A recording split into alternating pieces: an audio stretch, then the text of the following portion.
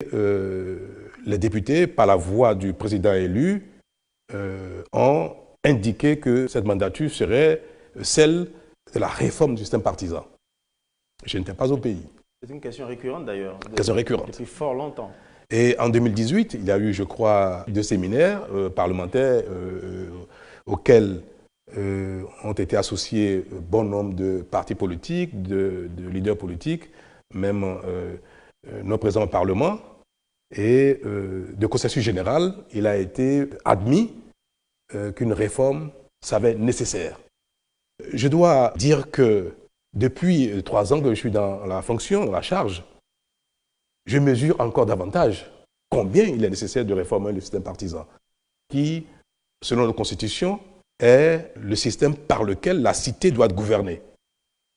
Nous sommes dans un système démocratique, les partis politiques animent la vie politique et exercent le pouvoir aussi bien parlementaire qu'exécutif, en principe. Mais ce n'est pas le cas. Nous sommes dans un système présidentiel. Et le pouvoir essentiel est celui-là, le pouvoir présidentiel, l'exécutif. Donc théoriquement, ceux qui ont en charge d'exercer le pouvoir dans la vie politique devraient pouvoir exercer ce pouvoir-là, celui-là. Mais depuis 1990, on peut observer qu'aucun parti politique n'a été en mesure de conquérir le pouvoir présidentiel, exécutif.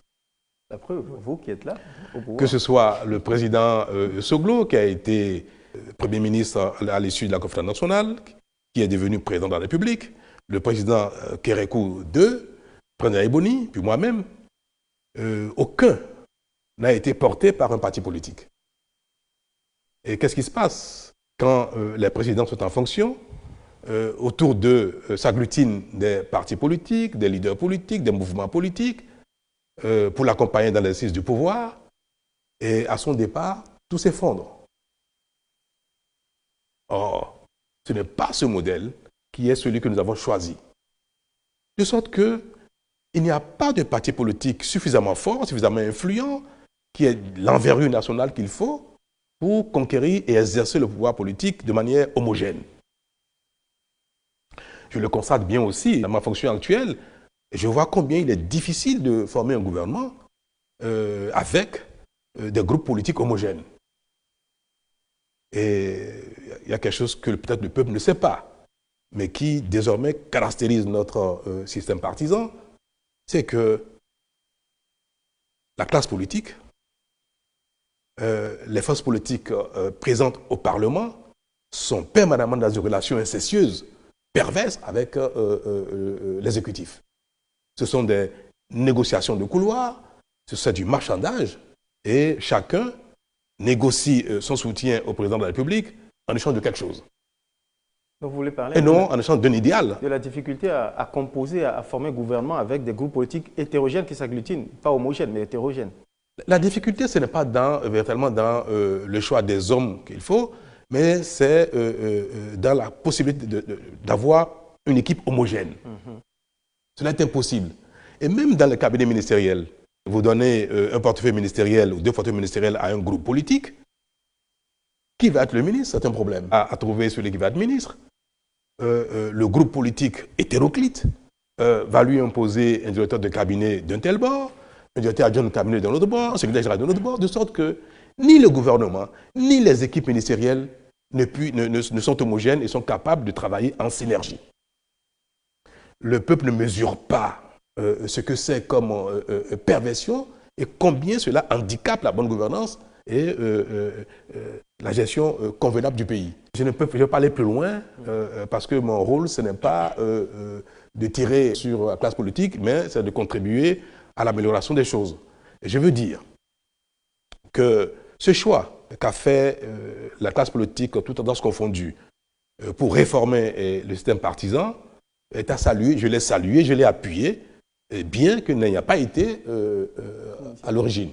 Quand bien même le candidat, Patrice Talon, a quand même porté des propositions de réforme institutionnelle et politique. Je l'ai signalé pendant que j'étais candidat.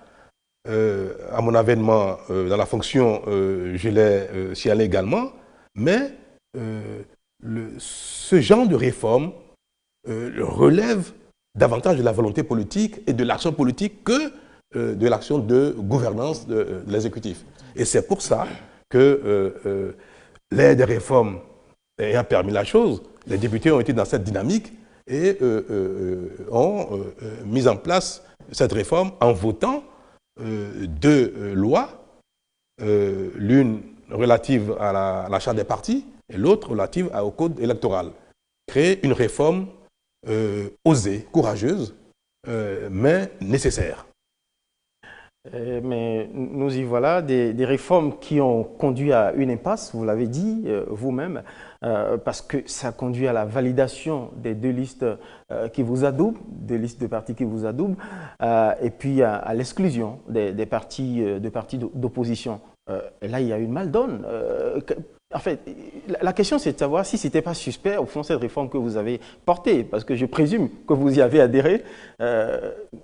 Où est-ce qu'il y avait le mal? C'est quoi l'intention? Vous aviez envie de vous débarrasser en fait, de la vieille classe politique, comme on vous soupçonne de le faire? Moi, je n'ai jamais dit, M. Sounouvou, que l'issue de ce processus nous a conduits dans l'impasse. Je n'ai jamais dit ça, je n'ai jamais utilisé ce mot. C'est vrai que ce qui se dessine n'honore pas l'image de la démocratie béninoise. Je l'ai dit, je l'ai constaté, et j'en ai été bien désolé. Mais nous ne sommes pas dans l'impasse. Et il faut le rétablir, c'est par abus que nous le disons. Ce n'est pas parce que ce qui se passe n'honore pas l'image démocratique du Bénin que cela constitue un blocage du fonctionnement démocratique du pays. Pas du tout. Fonctionnement démocratique, vous avez dit, Monsieur le Président. Tout à fait. Parce que le fonctionnement démocratique, c'est bien ce qui permet à chacun d'apprécier l'image, le fonctionnement démocratique du pays. Est-ce que chacun apprécie convenablement le processus politique démocratique du pays? Malheureusement, non. Là, justement, il y a mal-donne, il y a une partie, justement, des aspirations du peuple qui se trouve être sevrée de la participation démocratique. La compétition politique est par définition sélective. Oui. Ce n'est pas parce que tout le monde participe au débat politique et concourt au choix des dirigeants que tout le monde dirige à la fois, que tout le monde exerce à la fois les fonctions politiques. Le processus de sélection des acteurs politiques, des dirigeants politiques, est par définition sélectif. Oui, forcément. Donc forcément, discriminatoire. Alors, le problème auquel nous sommes confrontés est celui-ci. Nous avons jugé nécessaire, nous tous, de réformer le système partisan de sorte que les partis politiques soient plus forts, plus représentatifs, avec une envergure nationale avérée, et qu'ils puissent fonctionner de manière démocratique afin que les valeurs émergent, plutôt que ce soit les présidents ou les mécènes qui décident au niveau des partis. Donc, la réforme a été conçue pour être contraignante. La réforme, elle a pour vocation de forcer la main aux acteurs politiques tout à fait, à la fusion, à la constitution de grands partis politiques afin qu'ils soient capables de conquérir le pouvoir exécutif, de l'exécuter de manière homogène et de ne plus introduire dans ce système qu'on peut constater aujourd'hui qu'au Parlement, il y a des individualités qui exigent des comptes partis pour leur soutien au pouvoir avec des exigences donc individuelles, des comptes partis individuels qui en définitive pervertissent le système. Ouais. Donc cette réforme avait donc vocation de forcer la main aux uns aux autres, aux acteurs politiques, aux partis politiques, pour aller à la fusion, à l'union et à la création de quelques 3-4 grands partis politiques dans le pays. Et cette contrainte-là, effectivement, est de nature à gêner et à rendre la compétition plus difficile. Gêner, mais ça ne devrait pas empêcher. Monsieur le Président de la République, que ce soit uniquement vos partisans qui aient réussi à faire face, à relever le défi de rigorisme qu'on observe dans l'applicabilité de ces lois-là, Monsieur le Président. N'est-ce pas ce qui paraît suspect aux yeux de l'opinion? Vous avez raison. Le casting auquel nous avons assisté et qui a abouti à cette compétition qui va s'ouvrir avec deux formations politiques est de nature à discréditer notre bonne foi collective, à discréditer notre modèle démocratique, mais il faut discerner.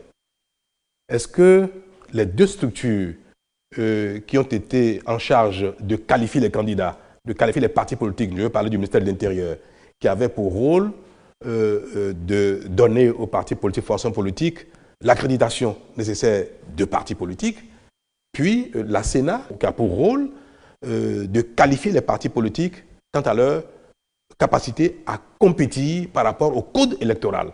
Le respect des dispositions de la charte des partis a été de la compétence du ministère de l'Intérieur et celui du code électoral, de la compétence de la Sénat.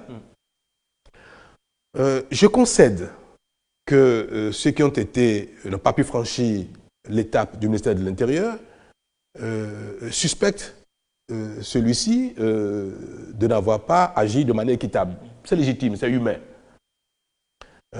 Quoique je peux vous affirmer que nous avons veillé, le gouvernement a veillé, moi-même personnellement, à ce que la sélection soit certes rigoureuse, mais juste et équitable.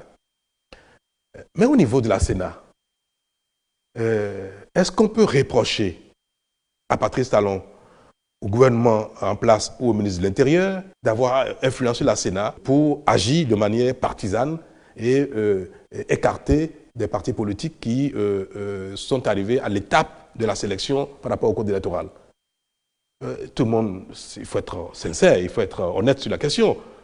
Personne ne peut me soupçonner d'avoir une relation du genre avec la Sénat qui a donné les preuves de son honorabilité depuis des lustres et qui constitue depuis des temps notre fierté. Et les membres de la Sénat n'ont pas changé. Ceux qui sont là, si vous les trouver en place, et je peux vous dire combien ils sont reconnus pour leur indépendance et leur impartialité.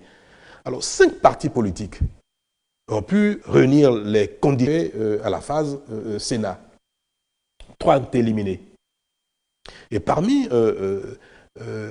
les partis qui ont été éliminés, il y a bien des partisans qui n'ont pas également franchi cette étape-là. Donc, ce qu'il faut constater, tout simplement, est que la sélection, elle est rude, difficile et peut-être un peu au-dessus de nos compétences. Peut-être. Mais dire que ce n'est pas des manœuvres, que 2 groupes politiques sont sortis du lot, ce n'est pas honnête. Monsieur le Président, oui. On vous a compris, Monsieur le Président, mais pour remédier justement à cette situation qui, à un point de vue aujourd'hui, constitue un souci, un gros souci pour l'expérience démocratique en cours dans notre pays depuis 30 ans, vous avez invité le Parlement à s'investir dans la recherche d'une solution politique. Étiez-vous sincère, Monsieur le Président? Sinon, comment comprendre l'échec de cette initiative-là au Parlement?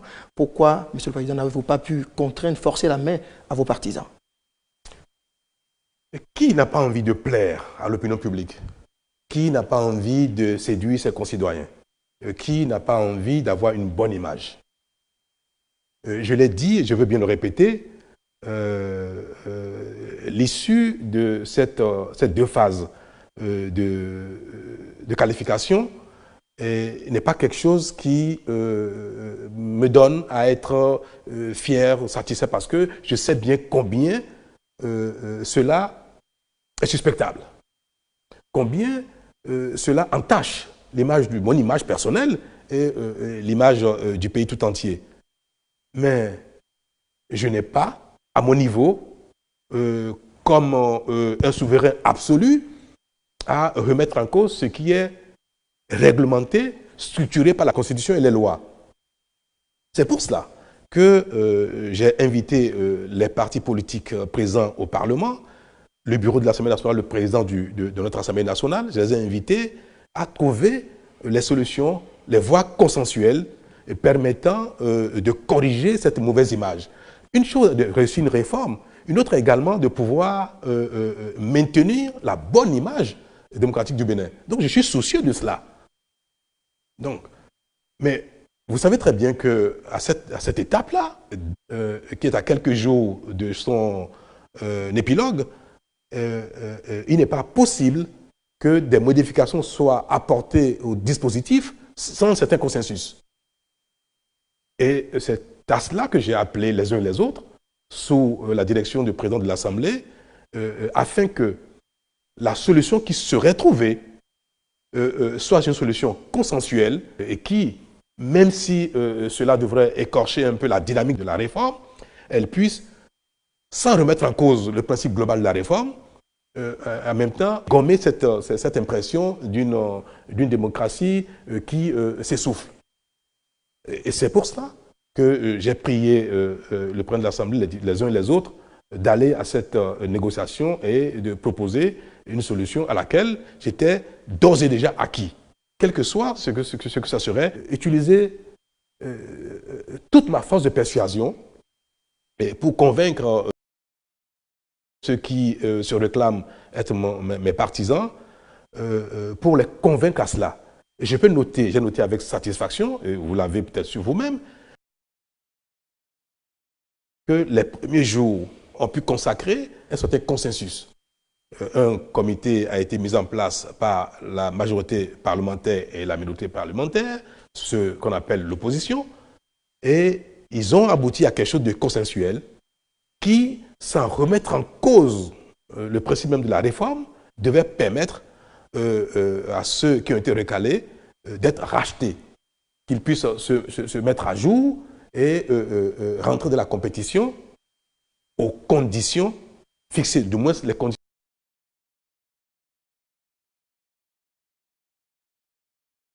plus essentielles qui ont été fixées et qui consacrent la réforme. Nous étions prêts à applaudir et à rentrer dans cet état de satisfaction. La minorité parlementaire, qu'on appelle opposition, a remis en cause ce consensus et a exigé que la nouvelle loi portant code électoral et celle portant charte des partis, que la réforme en cours soit différée. Et je pense que ça a été une erreur fondamentale et la situation actuelle dans laquelle nous sommes, ils en sont quelque peu responsables. À un moment, vous vous êtes dit, advienne que pourra, on ne peut pas vous soupçonner, vous, Monsieur le Président de la République, de n'avoir pas donné assez de gages de volontarisme, de voir évoluer la situation vers une solution consensuelle. Mais quand vous l'avez exprimé et que face à ce blocage, ces atermoiements de la classe politique, y compris les vôtres au Parlement, on avait tellement espéré vous voir à nouveau vous ici dans ce rôle de chef de l'État, père de la nation, pour les rassembler et ensemble trouver des solutions pratiques. Vous avez dû constater depuis que le défaut de consensus n'est pas lié aux détails des documents à pièces à fournir. Non. Les choses ont beaucoup évolué. Ils ont monté les enchères. Les choses ont beaucoup évolué, voilà. Et les partis de la minorité parlementaire, notamment ceux qui se réclament, ont trouvé l'occasion de remettre complètement en cause ce qui était un acquis pour tout le monde, le besoin de réformer le système partisan.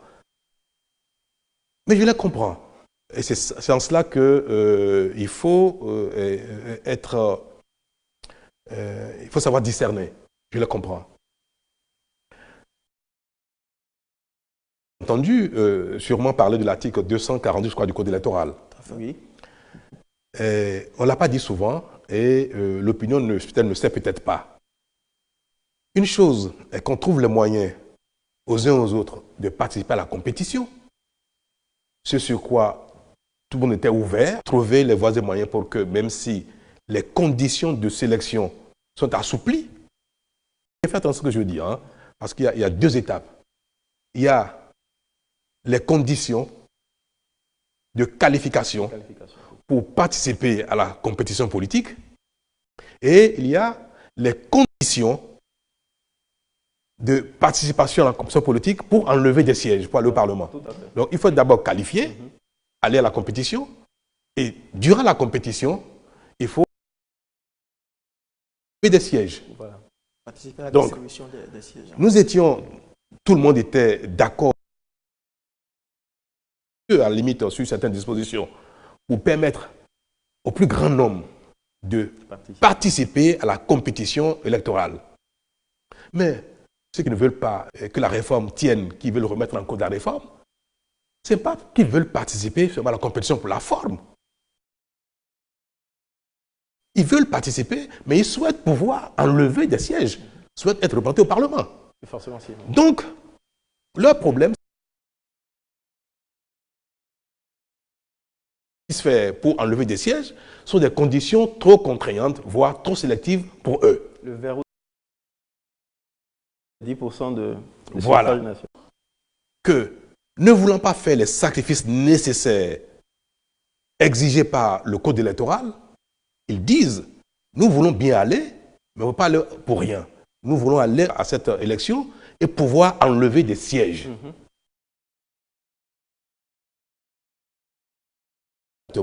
Elle dit, désormais au Bénin, les partis politiques ne doivent plus être des partis politiques de quartier, de communes, de circonscriptions électorales, de régions.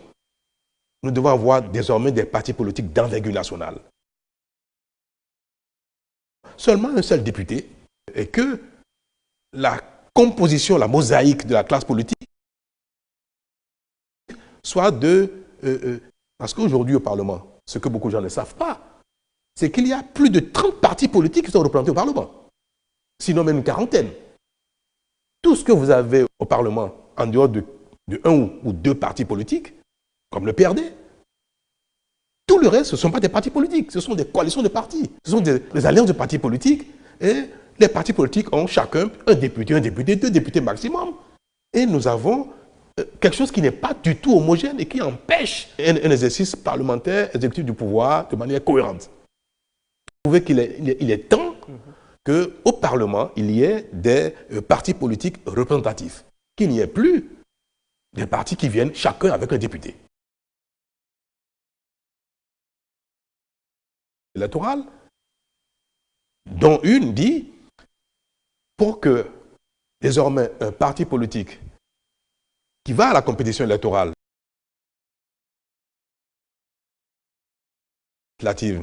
pour que le parti puisse enlever un siège, même si dans sa région, dans sa commune, dans sa circonscription, ce parti est assez fort, il faut que le parti ait une envergure, recueilli au moins 10% des suffrages exprimés au plan national.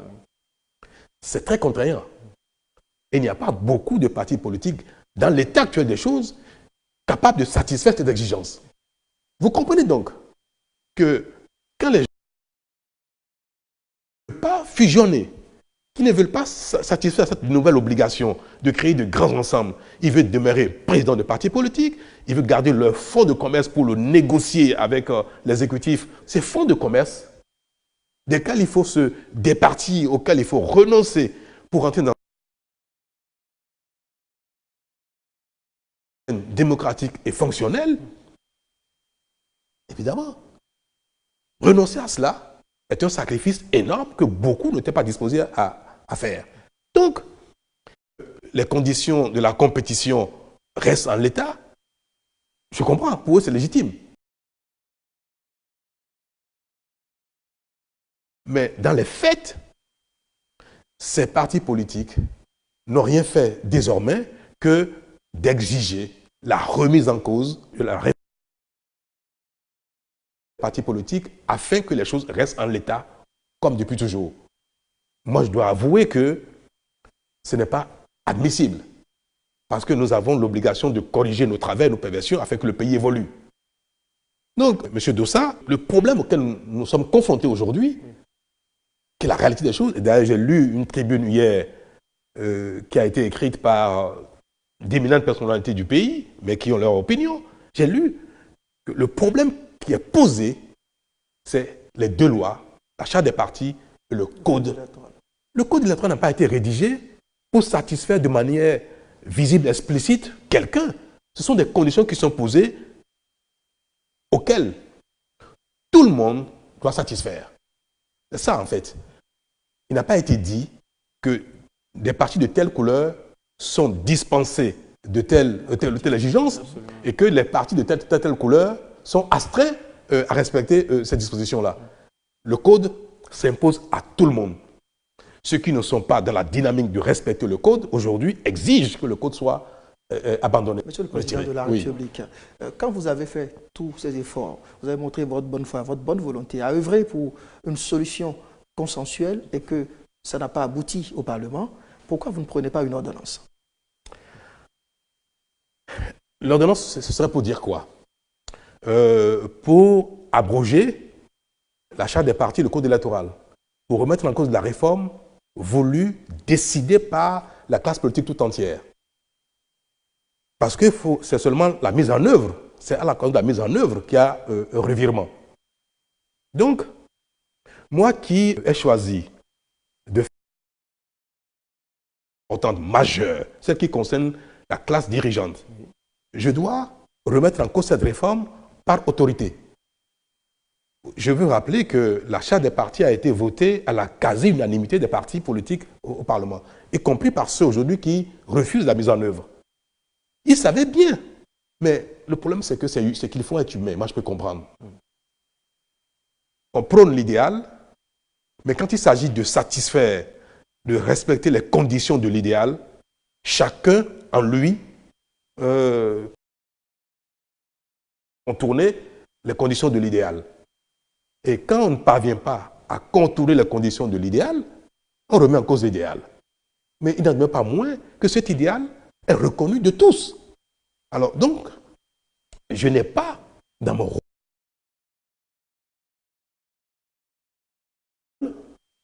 à remettre en cause un idéal défini et fixé par la classe politique tout entière, et parce qu'à l'occasion de la mise en œuvre, certains le remettent en cause, j'ai, pour soigner mon image, pour jouer le président... Sauver l'image de la démocratie béninoise.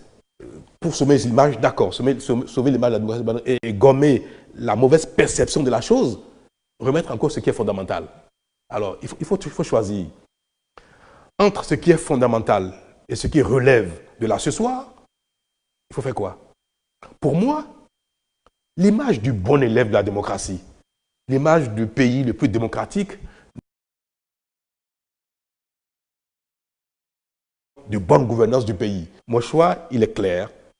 Même les réformes les plus difficiles, si elles sont pertinentes et nécessaires, nous avons l'obligation de les opérer.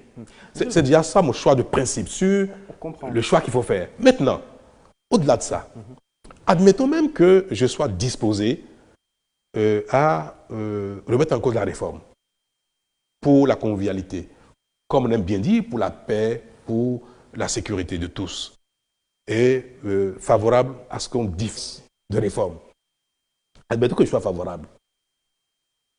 Ce que vous me demandez, ce que je me demande de plus en plus, ce que me demande que je reçois, que je lis, c'est de prendre une ordonnance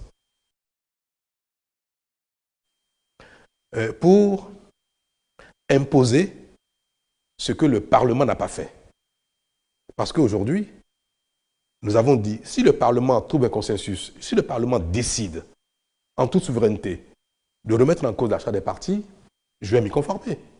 Si le Parlement décide de remettre en cause le nouveau code électoral et revient à l'ancien code, on va se contester cela. Mais si le Parlement ne le fait pas, le Parlement maintient l'achat des partis, maintient le code électoral. Après les discussions, la grande majorité du Parlement ne va pas dans ce sens. Pour soigner l'image de démocratie du Bénin, comme un souverain absolu, prendre une ordonnance et légiférer. Voilà ce que sera désormais, en toi, jusqu'à nouvel ordre, l'achat des partis. Le code électoral. Je vais signaler que notre Constitution ne permet pas au président de la République de légiférer dans tous les domaines. Quand on parle de mot, on utilise le mot ordonnance. De manière classique, la Constitution permet au gouvernement en place, au président de la République, de légiférer pour la mise en œuvre de son programme d'action quand il a des blocages. Donc on prend des ordonnances dans un champ bien déterminé qui est le champ de l'exécutif pour la mise en œuvre du programme du gouvernement. On ne prend pas des ordonnances dans n'importe quel domaine. On ne prend pas une ordonnance pour fixer un nouvel ordre politique. On ne prend pas une ordonnance pour fixer les conditions de la participation aux élections. Et ça ne se fait dans aucun pays de démocratie. Le jour où on donne à un président de la République de fixer les conditions de déroulement des élections par ordonnance, c'est qu'on a mis à terre tous les fondements, et le principal fondement de la démocratie. Parce que la compétition électorale est la chose la plus fondamentale dans le système démocratique. Et il ne revient pas à un homme, fût-il président de la République, de décider par lui et lui seul du processus électoral. C'est cela qui est gênant, parce que ce qui évoque l'article 68 de la Constitution a utilisé la voie de l'ordonnance pour agir. Non. L'article 68 permet au président de la République de prendre des mesures exceptionnelles. Quand il y a blocage Quand il y a fonctionnel. Blocage des institutions. Oui. Quand il a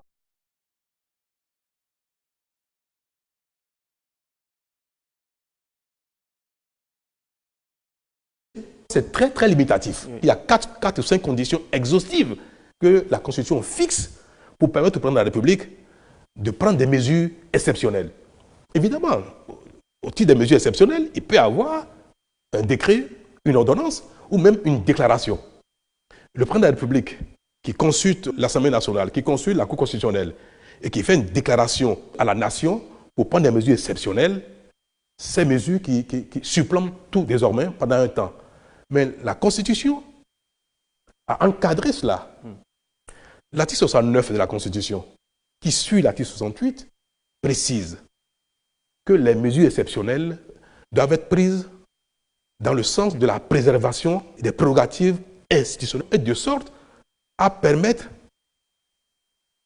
le bon fonctionnement rapide des institutions. Si c'est parce que les institutions sont bloquées, c'est parce que le pays est en danger, que le président prend des mesures exceptionnelles, ces mesures doivent être de nature, c'est-à-dire doivent avoir comme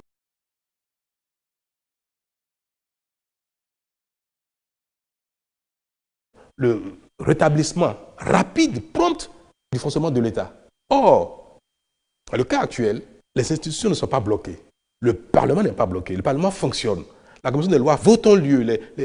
Mais on me demande, puisque le Parlement n'a pas fait ce que je lui demande, parce que je souhaite que le Parlement vote une loi consensuelle pour modifier les tests en cours, le Parlement a débattu et n'a pas donné satisfaction à mon souhait. Et je prends une ordonnance, je prends des mesures exceptionnelles pour retirer au Parlement ses prérogatives, pour fixer de nouvelles conditions. Ce serait un coup d'État. Le mot est fort, monsieur le Président. Ce serait un coup d'État. Le mot est fort, monsieur le Président. En fait, ce serait contraire à la Constitution. De vous, ce serait contraire à l'esprit même de la Constitution. Vous pensez? Mais tout à fait. Parce que ce en quoi... Un compromis transitoire. Alors, est-ce que le compromis relève simplement de la volonté de Patrice Talon et de Patrice Talon seul? Peut-être transcendant tout cela, vous aurez pu... Mais nous avons un problème. Nous avons un problème. Nous avons une contrainte. Nous avons adopté une constitution